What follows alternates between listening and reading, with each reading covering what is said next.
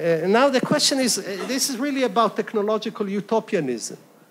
The question is to what degree that feature, the deepest feature of the human condition, the vulnerability, or the whole slew of vulnerability, the vulnerability of us being capable of experiencing pain and inflicting pain, would that be ever transformed? So I want to start with that just to tease up a question and then invite some other question. We have some time to exchange, so let's keep the exchange short so we can engage all of us and then ask the people in the audience to raise their questions. I certainly agree that ethics is basically about suffering, and that we, the ethical, is we, the suffering. But the question is, who are we? Because humans are not the only ones that can suffer. Animals can also suffer. And I see two frontiers opening in the ethical arena at present. One frontier is with regard to animals, and the other frontier is with regard to the supermen, to the superhumans. Because it's basically the same question. Is the suffering of everybody the same? If yes, then why not the suffering of the cows, of the sheep, of the pigs? They can also feel pain. Why do we ignore them? And on the other hand, if there are different kinds of suffering, maybe the suffering of the superhumans would be of a different nature, of a different kind. To just give one short example, there is the question of death. And I think that the main project of the scientific revolution is to defeat death. It hasn't been spoken of in such terms for most of the last 500 years because it was too far away. So people didn't want to raise this as a real issue. But now they are raising it. People are speaking, already marked 2050 as the year in which humans, at least some of them, the rich at least, will become immortal. Not immortal. Immortal is when you can't die at all, like God. Even if somebody blows you up, you still can't die. Immortal is when there is no definitive end to your life. It can be extended again and again and again with all kinds of regenerative treatments and so forth. But we will be vulnerable not to death, but to boredom.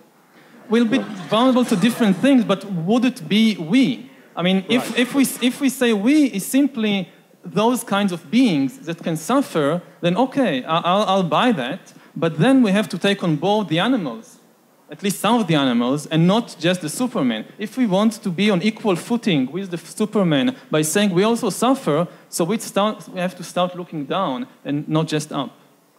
Okay. Avishai, do you want to say something? I'm sure. Well, I brought an issue about the future of wars, and it looks as there is a tremendous difference between our talk.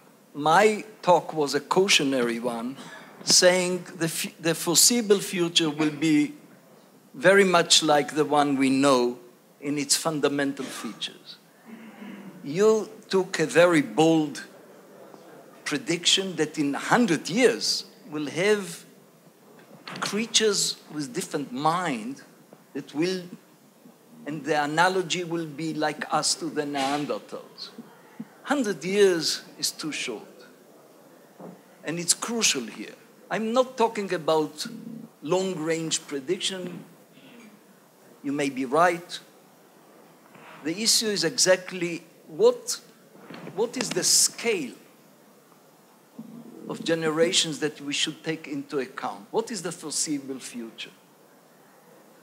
And I think that the Bedouins' intuition that 5 generations is just about right. Namely, I still can think, I have grandchildren, and I can think about them as parents and maybe as grandparents. And that's about the scope of what I can think. And therefore, 100 years is crucial here in the following sense. And that's exactly what is at stake here. Namely, I'm against, or at least I'm terrified of the idea of dwarfing our concern by a futuristic description that will make our life meaningless already? Why to worry about our conflict with the Palestinians if in 100 years it will look so utterly ridiculous, like the way we talk about the Neanderthals' concerns? So in the name of the future, you not just say that things will be different. You say they will be so utterly different that what our concerns are meaningless almost already. And I think that this is wrong, first as a prediction. And the best thing to do is I won't be around, you may still be around. I mean, you say that in... So let's leave our predictions in writing. And I remember 50 years ago, my mother was dying from cancer. And I talked to the doctor and I asked how many years she missed so that there will be a cure. And he said at the time 7 years. Well, we are not there yet even. And we are very much like the situation we were when she died, in the fundamental sense. So I think you may be right about the future, namely something dramatic may happen. For me, the extinction of the humans, of the Homo sapiens, the destruction of the race, or creating a new species is almost the same thing. Namely, if my concerns won't mean anything in this future, then I don't mind if there will be if there will be no human race or a very, very different human race. So all I'm saying is 100 years is still within the range of what I can think of. And I think that responsible futurism here is important. We are now celebrating Turing's famous prediction about computers when there were no computers in the world. He was amazingly accurate in what he said what will happen in 50 years. And I think 50 years is about what we can think. And my hunch is that in 50 years, it will be still the same messy, chaotic world that we have, with the same kind of vulnerable and silly creatures that we are.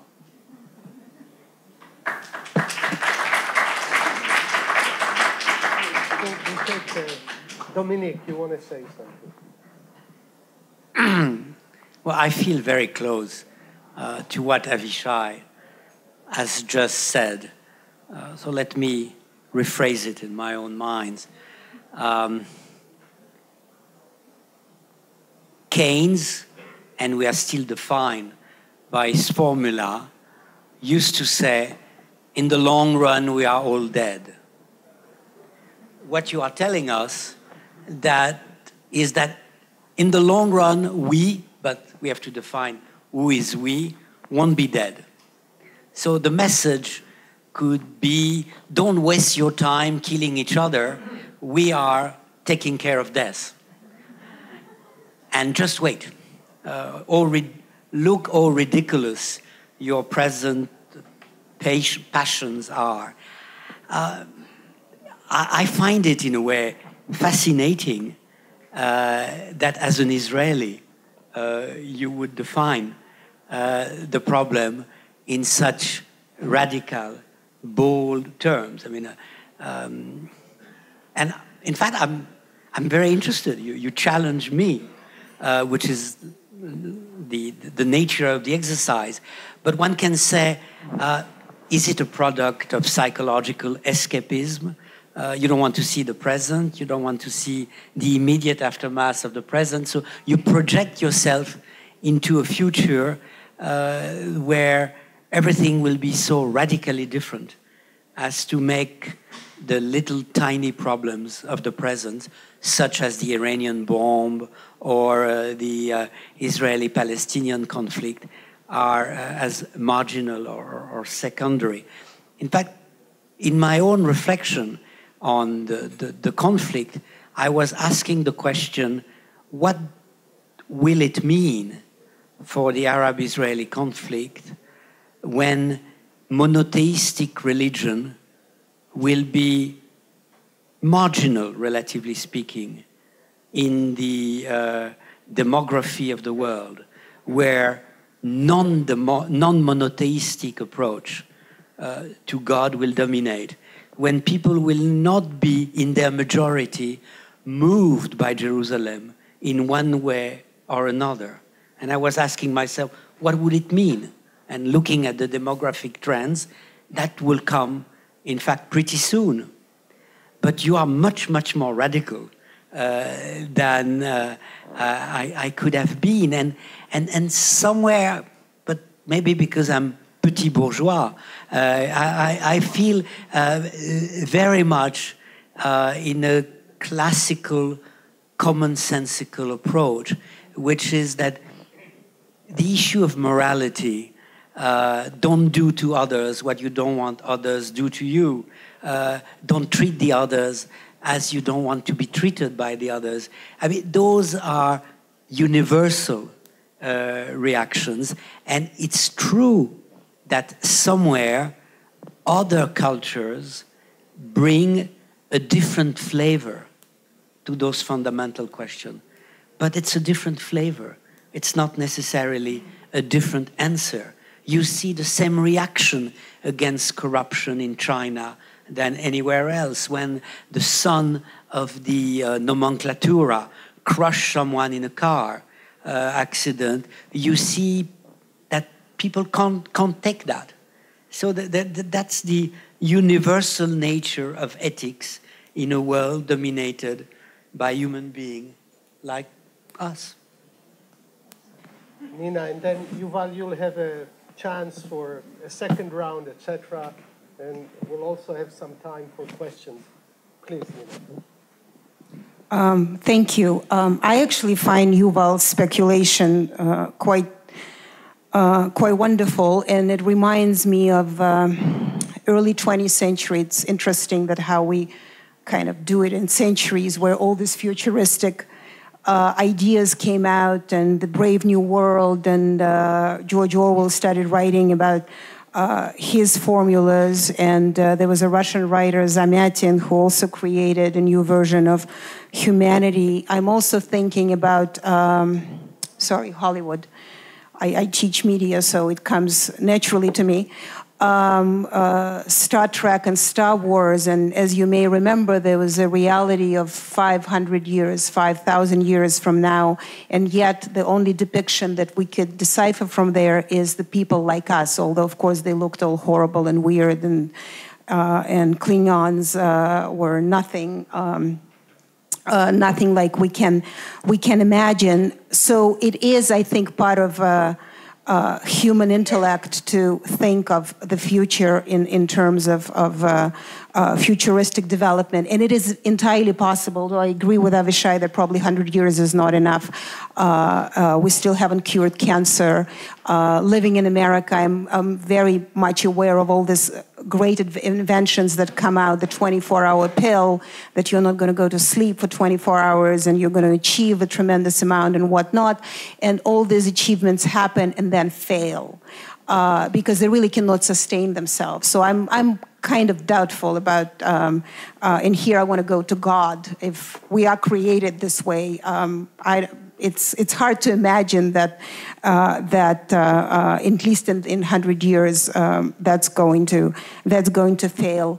And last comment, I think, is going back to the question that Moshe and I were talking about, is the rise of religion in politics.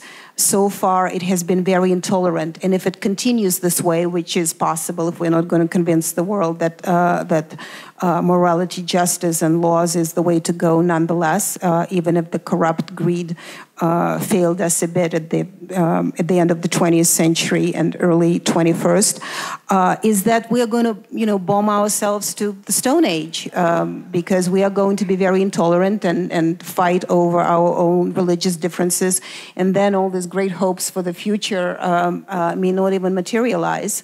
And another thing we have to remember, as global as we are, there is a great disparity in development. I mean, what the discussion today is very far from what people thinking in Mogadishu.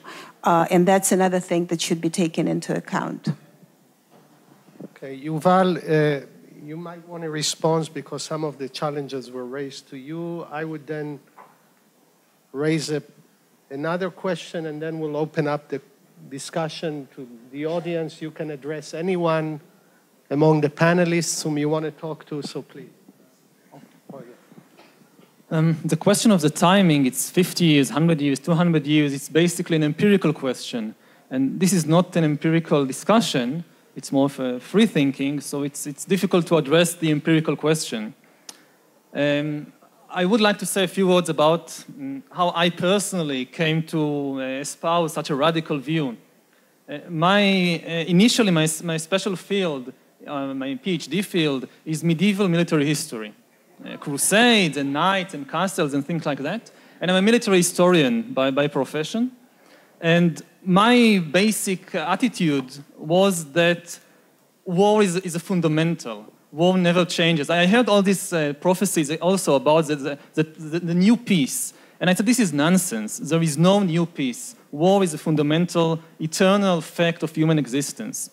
And then in the last few years, I looked at the facts.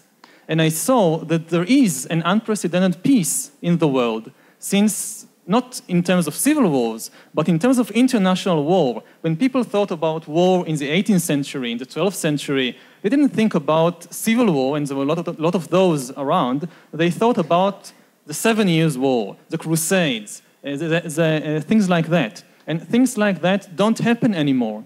Since 1945, not a single internationally recognized country has been conquered and wiped off the map by another country. It just doesn't happen. And it's not just a fluke of fortune, but it's not just that there are no wars. Between most states in the world, war has become something implausible. There was an iron rule of military history throughout history that for every 2 nearby polities, there is a sensible, plausible scenario that they'll be at war with one another in 1 year. It was always in force, this law. It's no longer in force. For most pairs, not all pairs, but for most pairs of countries today in the world, say Brazil and Argentina, China and Japan, Spain and Portugal, there is no plausible scenario that in 2013, Argentina will invade and conquer Brazil. It's just not one of the things that's going to happen. And why? There are many answers. But for me, the most basic answer is technological. The invention of nuclear weapons. If it wasn't for nuclear weapons, there would be no new peace. So this is how I personally came to the realization that a technological invention can transform the most fundamental aspects of a field that previously I thought it was fundamental and internal and nothing's going to change with it.